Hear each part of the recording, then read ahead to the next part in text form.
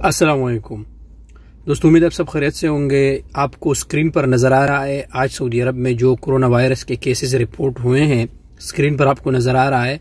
अल्लाह पाक से दुआ है कि अल्लाह पाक जल्द अज जल्द उम्मती मुस्लिमा से इस वबा का खात्मा करे और मुमलकत सऊदी अरब और तमाम उम्मती मुस्लिमा को इस बीमारी से निजात दिलाए। कोरोना वायरस के केसेस बढ़ने की वजह से ही सऊदी अरब ने जुमारात से एक बार फिर जो एहतराज़ात, मास्क लगाना, उन पर जो पाबंदी हटाई गई थी उनको दोबारा नाफिज कर दिया गया है। मतलब जुमारात से कल उन पर दोबारा अगर आप मास्क नहीं पहनते तो इस पर जुर्माना होगा।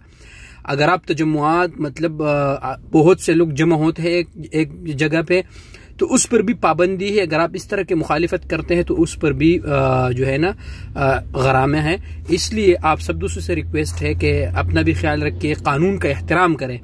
फिर ये ना कहना कि उमेर भाई मुझे 1000 रियाल का मुखालिफा हुआ है, अब क्या करो। तो अब क्या करो करने से पहले आप लोग अभी से सोचो और कानून पर अमल करें। इसमें आप लोगों का भी फायदा है और आपके जो आसपास और करीब लोग हैं उनका भी फायदा है।